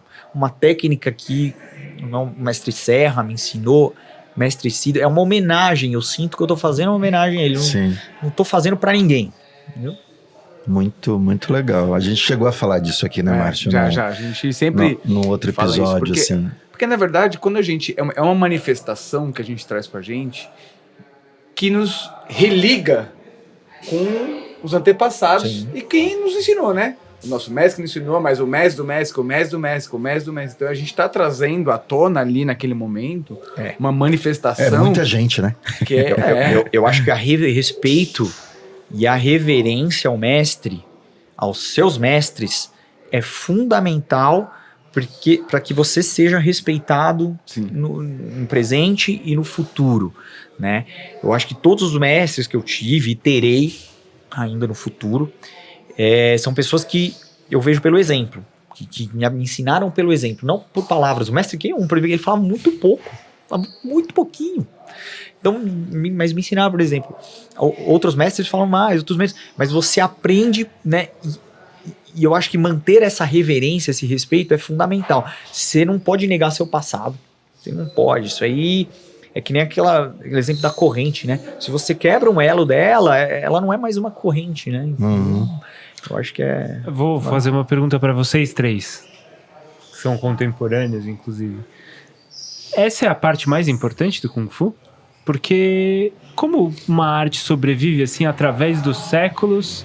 Se não tem esse tipo de devoção, não devoção religiosa, mas de realmente respeitar o caminho, o progresso. Quer falar aí? Convidado quer responder? Deixa o convidado falar primeiro. Eu acho que assim, quando você começa a treinar, você não sabe nada disso e você tá ali. Muitos querem dar porrada, outros querem fazer uma ginástica para emagrecer, recreação. Mas depois de tantos anos treinando, passando, eu vejo que o principal é isso aí que você falou. É o principal, é o que vai ficar. A gente vai envelhecer. Meu quadril hoje não é o meu quadril de quando eu tinha 20 anos, que fazia barbaridades. Minhas articulações hoje são outras. Daqui a 10 anos já são outras. Daqui a 20... eu não sei se eu consigo, 20, 30, eu não sei se eu consigo treinar o que fica. Márcio, fiquei preocupado agora. O doutor falou tudo isso, eu fiquei não, pensando real. nas minhas... Pessoal, vamos falar a verdade. Nas articulações aqui. Vamos falar a verdade. Isso vai acontecer? Quem não sente uma dorzinha no joelho, eu não sinto, não. Vamos falar a verdade. Eu acho que hoje eu vou sentir muitas hoje. Artes marciais, Kung Fu, o que seja. Vou falar um negócio aqui que um monte de gente vai assustar. Não é saudável. A gente se lesa assim, mas saudável é fazer ginástica lá na escola, fazer um alongamentinho. Treino de arte marcial ou de esporte de alta competitividade, qualquer que seja, não é saudável, assim, saudável é saudável para nossa cabeça, eu não consigo viver sem. Mas você vai dizer que é bom para as articulações? Não é não? Não. Desculpa. Quantas vezes eu já quebrei o torno? Olha só o que eu já tive. Luta de 3 contra 1. Era Adriano, Mas Maurício... isso era na Casa Verde Alta ou Casa Verde Baixa? Na academia do Mestre Amaral. 3 jagunços contra... Adriano, Maurício e Kleber contra eu. Sei lá o que me fizeram, me deram uma rasteira, alguma coisa, quebrei o tornozelo. Natanael me dando aula, quebrou meu nariz 2 vezes. Quebrei a costela, Exame de faixa preta, começa a ser, quebrei o dedo, fiquei 6 meses sem trabalhar. Fraturei a órbita, né? Com uma patada, né? Patada do dragão, um chute de calcanhar que bateu no meu olho e explodiu o meu osso, que eu virei um baiacu. Isso é saudável? Não sei aonde que isso é saudável. Meus dedos são na tortos. verdade, a gente tá chegando à conclusão que a família, aquele medo que a família tinha... É real. É real. Faz as técnicas baixinho. Cara, você vai viver feliz, mas assim, as articulações Em algum vão momento sofrer. vai doer o joelho. Então, eu vou te falar, como, sei lá, 70, 80 anos, você vai fazer tai chi, você vai fazer outra coisa, você não vai conseguir. Epa. Você não vai conseguir fazer um Kung Fu numa intensidade. Não, mas eu tô rindo aqui porque você tá falando Eu acho, essa é a minha que opinião. saudável. Um aluno na aula passada aqui, o Alexandre, ele rompeu o ligamento do... rompeu no final? Rompeu ligamento do tornozelo, joelho e uma pequena fratura na tíbia. Nunca mais vai ficar bom. Tudo. Nunca mais vai ficar bom. O Ale. Não vai ficar bom. O quê? Só já. E aí, o cara, ele faz pra Tá tendo saúde. Swai Tchau aí? Oi? Tá tendo Swai Tchau A aí? gente tá fazendo uns Eu treininhos. vou treinar, vou me treinar, que o Swai Tchau eu gosto. Vem terça-feira. E aí, cara, eu tô dando risada porque falei, ele treina pra saúde, né? Mas o cara tá tudo estourado. Cara, e a gente faz isso feliz. Assim, então, pega uma ginasta olímpica, uma ginasta. Cara, a vida útil dentro do esporte ali é muito curta. Não, mas- Pega um atleta. Mas você falou do Tai Chi, o Tai Chi que o Gil ensina é porradeiro, tá? Então, não vai dar nem pra fazer Tai Chi. Porque teve uma aula não vou aqui, fazer mais nada. teve um seminário Vou lá pescar. que um aluno aqui tomou uma queda, machucou o pé, ficou É, 6 meses lá não, que foi então- machucado. Então, isso aí não dá nem Tai Chi, então. Eu tô na aula de Tai Chi, É tá? pescar, jogar xadrez, Não. videogame com 70, 80. Mesmo concluindo, no fim, é o que sobra, cara. É o que sobra é essa espinha dorsal. Não, mas eu acho que São você as falar amizades, a experiência, a reverência, toda essa história é o que sobra. isso. Eu acho que o mais importante de tudo que a gente está falando aqui e sobre a sua pergunta, eu acho que é respeito. Acho que o mais importante é respeito. Porque se você parar para pensar, tudo é pautado em respeito. Sim. Tudo.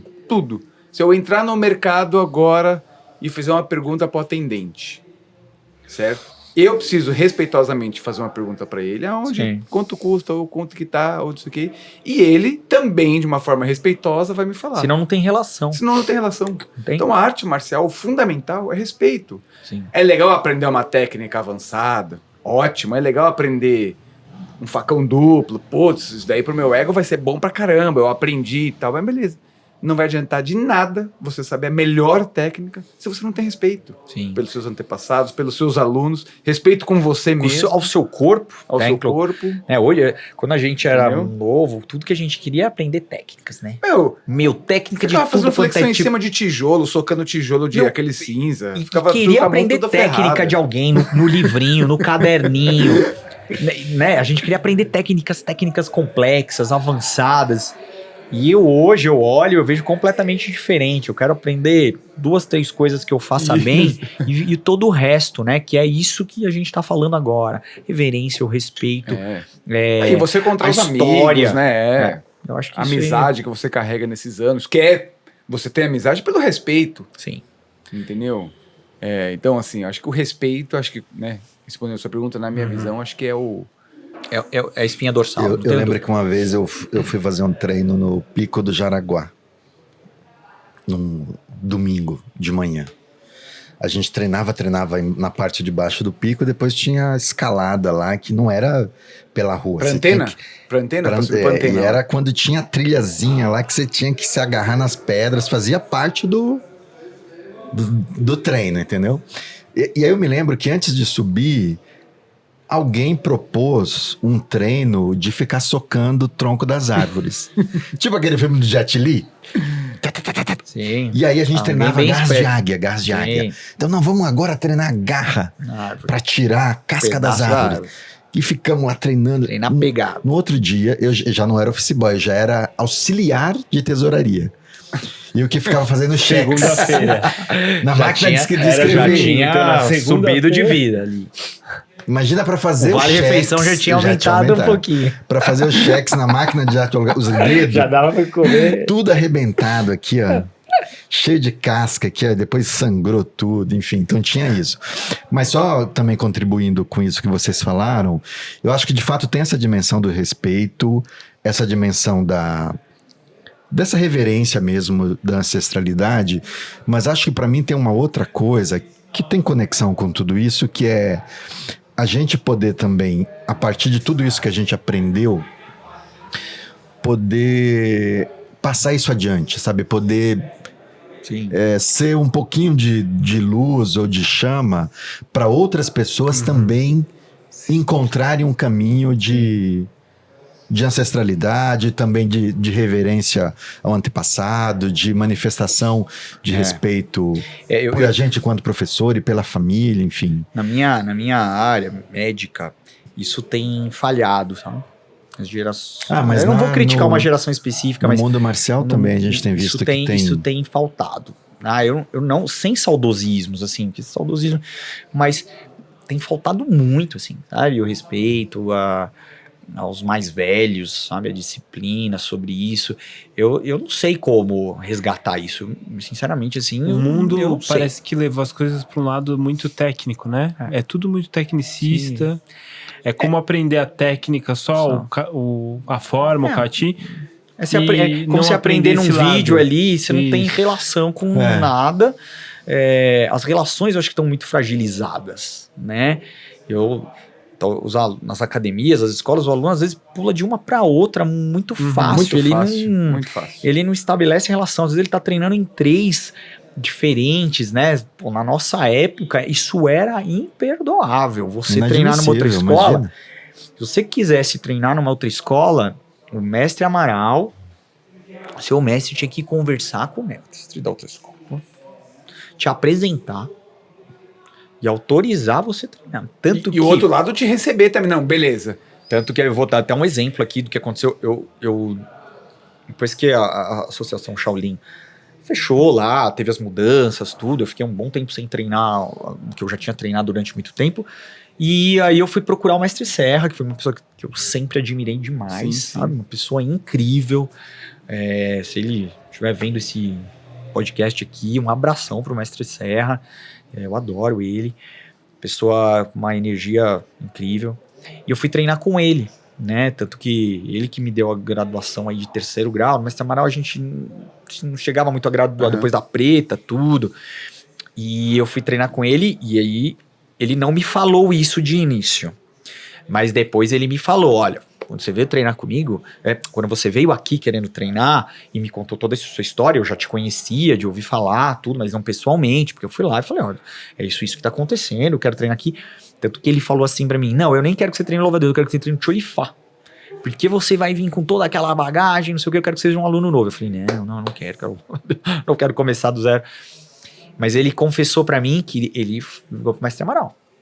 Mestre Amaral, você permite que ele treine comigo? Depois vocês podem perguntar pro Mestre Amaral e confirmar essa história aí. Você permite que ele venha treinar comigo? O Mestre Amaral falou assim, não quero. Ele não é uma boa pessoa, ou sei lá, não quero. E ele não ia me treinar. Eu não ia treinar na escola dele. Então, olha só esse tipo de relação, né? A gente tá aqui falando da relação de ensino que eu tive com o Mestre Kei, que é completamente fora da caixa, né? Tipo, essa relação aí que eu tô falando do Mestre Serra com o Mestre Amaral, de pedir permissão para me dar aula. Cara, você não vê isso nas escolas. E na nossa época, e o Serra levou isso do Mestre Amaral. Você tem que ir lá, você não pode sair daqui. Claro que um aluno iniciante, a gente tá falando disso, a gente tá falando de alunos graduados, né? Sim, o cara que treina, num belo dia, fala, não, tio, aquela academia ali é melhor, a técnica do cara, eles têm campeões ali, deixa eu ir lá, porque aquela academia tem mais campeões. Isso hoje em dia é muito comum, né? Aquele cara lá, aquela escola lá tá ganhando um monte de campeonato, deixa eu ir treinar lá. Cara, isso é um absurdo. Então você não entendeu o que é arte marcial. Essa é a minha visão. Você não entendeu o que é arte marcial. Você não é faixa preta de verdade, né? Essa questão, faixa preta. O que é a faixa na cintura, cor? Pessoal, né? Tipo, faixa preta a gente aprendeu lá no Mestre Amaral, que é uma condição moral, mental, não é só técnica, entendeu? Então, isso não é uma conduta de um aluno graduado. Essa é a minha visão. Muito bom. Muito legal. Sensacional, nossa. Eu tenho outra pergunta aqui, mas eu não sei como é que a gente tá de tempo aí. 1h20. Não, sabe que tem um tema na medicina que eu sempre gostei, apesar de...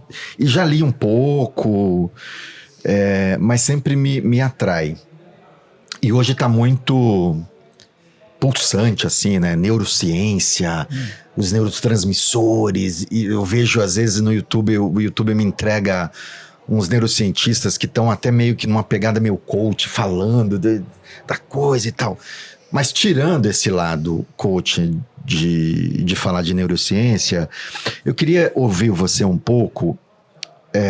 Quando a gente se coloca diante de um adversário, ou que seja um colega de treino, para lutar, e você, quando você se coloca enquanto cirurgião para operar alguém, do ponto de vista químico, quais são as semelhanças que você poderia destacar? Que processos químicos rolam nessas situações que a gente vivencia na arte marcial, que você, enquanto médico, vivencia também na medicina? Pergunta difícil, bem complexa e bem legal, na verdade, assim, Eu estudei bastante para fazer essa pergunta. Outro dia eu tava ouvindo um outro podcast aí, não compete com vocês, mas sobre competitividade, falando algumas dos perfis e de características de competitividade, né? Que você pode até colocar nessa situação, a luta e a cirurgia.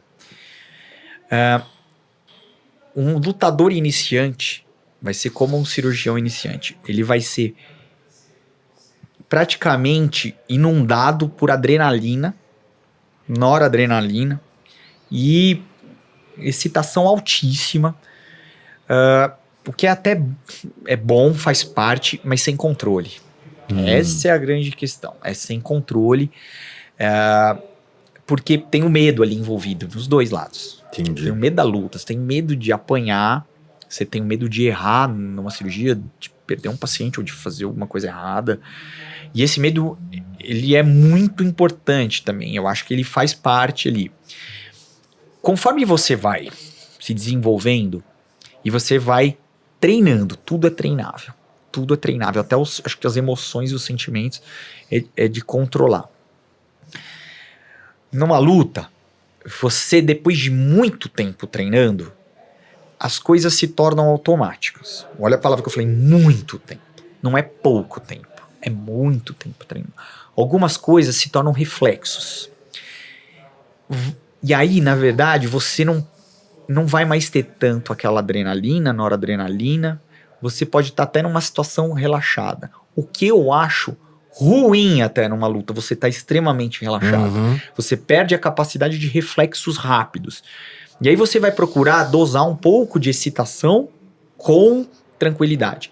Na cirurgia, a mesma coisa. Eu acho que você tem que estar relaxado, tem que estar tranquilo, que aí são outros neurotransmissores, vai entrar dopamina, né, vai entrar serotonina, outros neurotransmissores, para você estar focado, mas tem que ter um pouco de adrenalina em você, para você, se precisar modificar de uma forma rápida aquela ação... Mudança de rota. Mudança de rota. E aí vai entrar uma coisa que eu acho que... Tem uma prontidão, que você estava falando, da guarda alta, né? Prontidão e a guarda alta. E para chegar nesses dois níveis, que você poderia assim, ser de maestria nas duas coisas, você precisa estar focado. E o foco são alguns neurotransmissores, né? A própria serotonina, dopamina e a própria adrenalina, noradrenalina, na verdade, precisam estar com você ali para você aprender. Não só na luta com os seus erros, apanhei ou consegui fazer nada, porque eu tô muito nervoso ou porque eu não sei. Na cirurgia, para você aprender, assim, na cirurgia você não aprende sozinho, né? A luta é muito diferente, você tá sozinho ali, meu amigo, é você com o cara. Na cirurgia você nunca vai aprender. Vai ter sempre alguém ali com você, um instrutor, um professor, um médico mais graduado, até você atingir plena maestria naquilo e poder desenvolver. Mas esse estado de alerta, os dois você tem que estar completamente alerta e focado para aprender. Se você estiver extremamente relaxado ou extremamente excitado, o aprendizado para mim vai ser muito difícil. Mas você acha que, por exemplo, o relaxado extremo, a pessoa que está mais relaxada numa luta ou numa cirurgia, será que pode ser um excesso de confiança? Porque o excesso de confiança é perigoso, né? Perfeito. Vou lutar com o Gil aqui. Não, minha perna... Cara, imagina minha perna isso aqui. aí. Então eu tô tão confiante que a casa cai. O excesso de confiança. Entendeu? E o médico, tipo, não, você nem precisa aqui. Não, isso aqui eu tô afirmando. Aí chega lá... Daí. É o que a gente chama de rotina, né? Uhum. Quando o negócio torna-se muito rotineiro, banal, é porque você tá bom, Sim. entendeu? É banal. Todo dia você faz aquela luta, aquela técnica, você aplica e você executa, você fala uau. Todo dia você faz aquela cirurgia, você fala uau. E aí que entra o momento de você poder Talvez fazer baixar a bola cometer um erro não. grave. Uhum. Ah, sim. Esse Esse é o excesso de confiança momento de pode excesso de confiança, fazer que é você... onde você pode cometer um erro grave na luta. E aí, você vai se estrepar, vai tomar uma na cara. Ok, vai pra casa, vai pro hospital, muito bem, obrigado. Mas na cirurgia você pode prejudicar a vida de Porque alguém. esse excesso de confiança, eu acho muito perigoso. Por exemplo, eu tava comentando com você, eu pratico ciclismo de estrada. Cara, tem descidas que a gente desce 80 por hora, 70 por hora, numa bicicleta. Sim. E eu falo pra todo mundo, eu tenho medo. E o medo me coloca numa situação de eu estar controlado. E eu tenho colegas, o meu filho que pedala também, cara, eu falo, mano, menos... Não, eu tô confiante. É o excesso de confiança. Eu acho muito perigoso. Eu acho que a confiança é fundamental. Sim, hein? sim. Confiança é o que vai te dar, né, a segurança. E você só vai ter confiança depois de ter pedalado muito, treinado muito, lutado muito, feito muito aquela cirurgia, participar muito. Beleza. Mas não deixar aquilo te dominar a ponto de você ficar completamente relaxado. Você tem que ter... que nem o mestre Amaro me ensinou uma vez uma coisa assim. Quebrava os espelhos lá, os vidros da sala, volta e meia, eu quebrei um monte. Batia a arma, batia o pé, quebrava. E aí tinha que trocar. E aquilo é muito frágil, né? E caro, né? E caro. E aí a gente ia carregando. Aí ele falou pra mim, ele falou assim, ó, tá carregando o espelho, beleza? Vai falando pra você, estou carregando um vidro. Estou carregando um vidro, estou carregando um vidro. Da forma que você fique alerta e não subestime que você vai quebrar aquele vidro. Então... Talvez, mesmo relaxado, você fala assim, não, estou lutando. Deixa eu ficar alerta. Estou operando. Peraí, isso aqui não é completamente banal. Deixa eu ficar atento a qualquer variação. Mesmo que entendeu? você faça aquela operação Sempre. 5 vezes por dia, já fez 1000 vezes. Fundamental. Aí você tem que estar... eu acho que... É uma condição mental bem específica e difícil, né? Porque na luta você não luta todo dia, toda hora. O médico... Toda hora. Às vezes... Mas Quantas assim vezes como a você cirurgia... por semana? Dependendo da semana, sei lá, 5 a 10 vezes até. Então, tem semanas que chega nesse nível. Mas eu acho que a luta e na parte de cirurgia também tem muitas semelhanças. Nenhuma luta é igual. Uhum. Por mais que você executa aqueles passos, você fala assim, eu vou ameaçar uma rasteira ali, o cara vai perder a atenção, eu já entro em cima, peguei, né? Um exemplo aqui. Na cirurgia também nenhuma é igual. Ninguém é igual, entendeu? Nenhum é igual. Então, se você faz exatamente a mesma coisa, eu concordo que tem a frase, não sei de quem que é essa frase, que como que é a eficiência, não é eficiência, a habilidade máxima, a proficiência, ela é um evento que vem do hábito, né? A maestria vem do hábito, é óbvio, isso, né?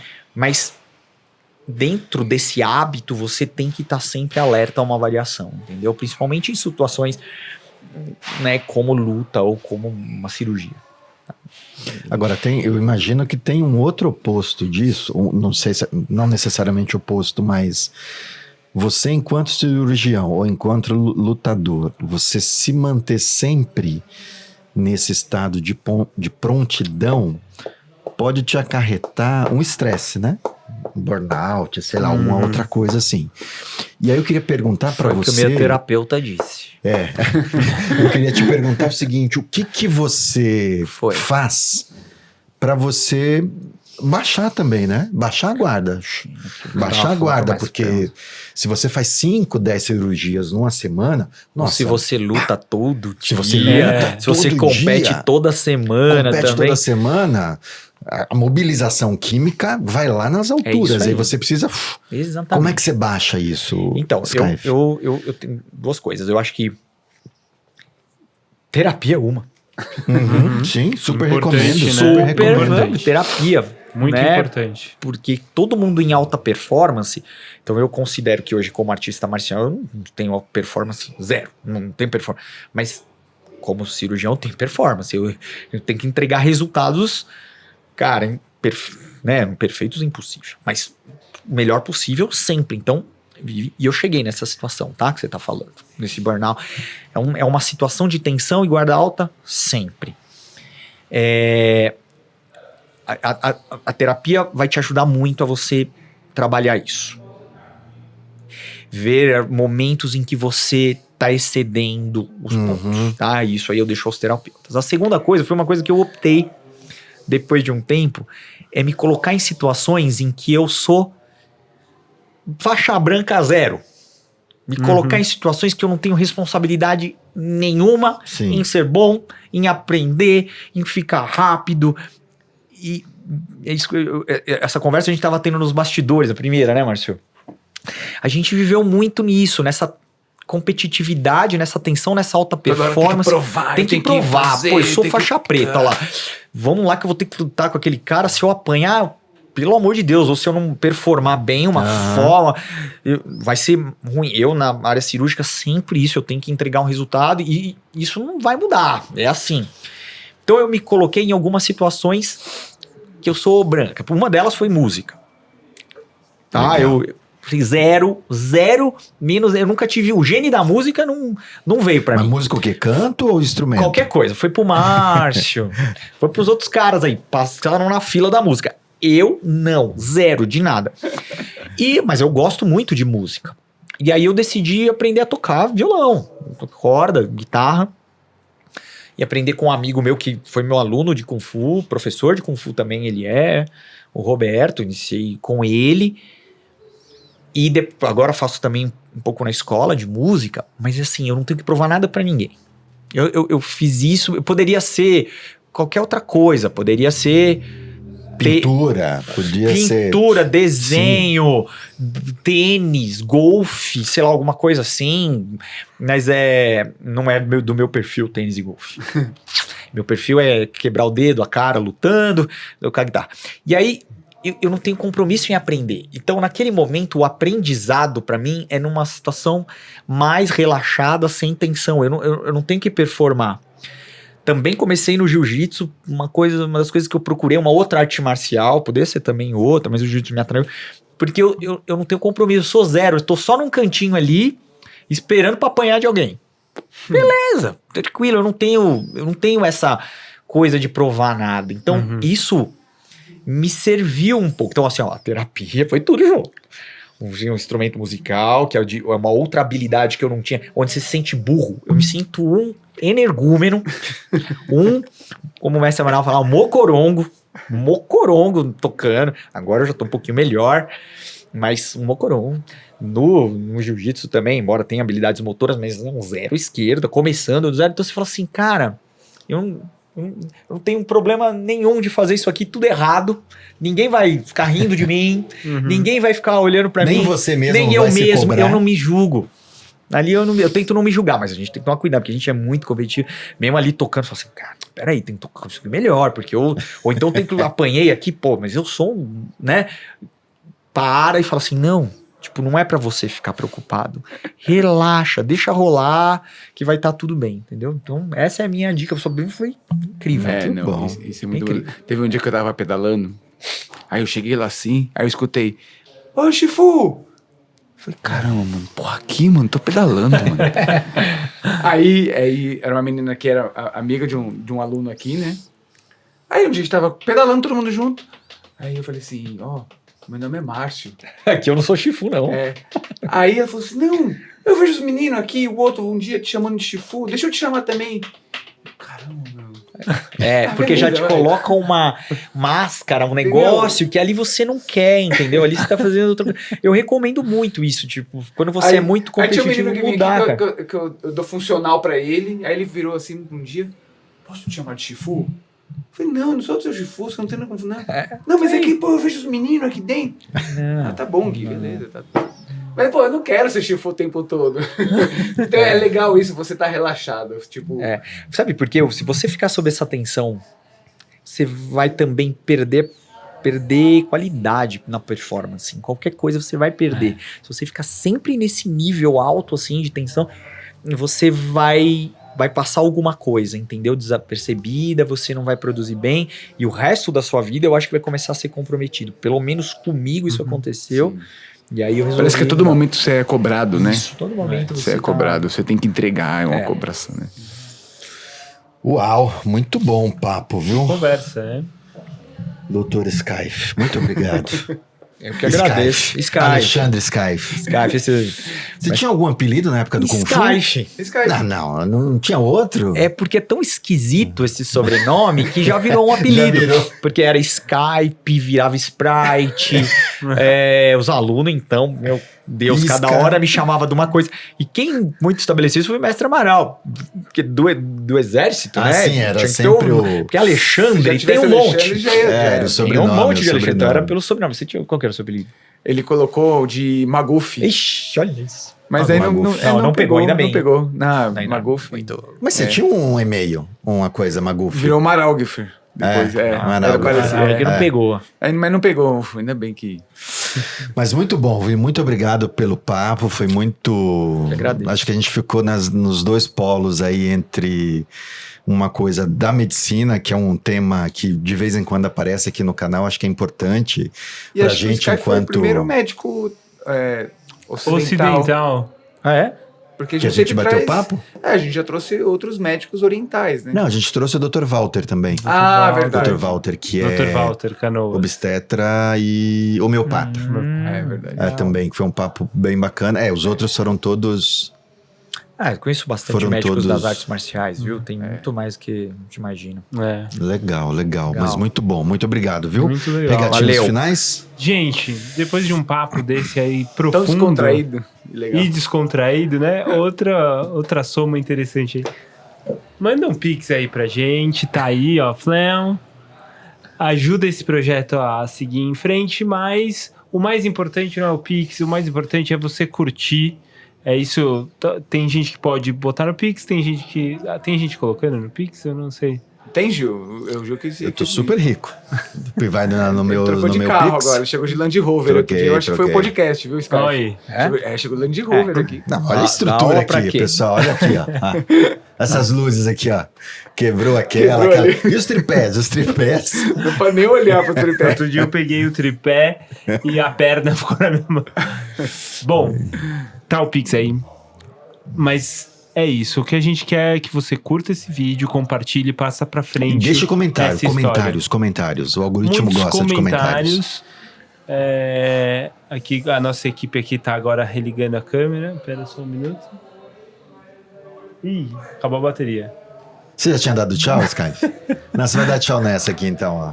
Ou naquela ali, ó. Ele pode dar tchau naquela. Naquela. Então, as conversas nos comentários são muito boas. Entre aí, converse com a gente. Com respeito, com muito respeito, mas Vamos debater. vamos debater. Exato aí. É isso aí. E se você é médico praticante de arte marcial e quer participar com a gente, manda mensagem pra gente. Boa. Tá bom? Em breve a gente vai lançar. Não vamos lançar, não. Não vamos lançar nada, não. Ainda não. Não, podia fazer um podcast só de médicos artistas marciais. Legal, boa, hein? ó. Boa Aí. ideia. Boa, hein? Boa ideia, hein? Tem Boa alguns ideia. alunos aí, né?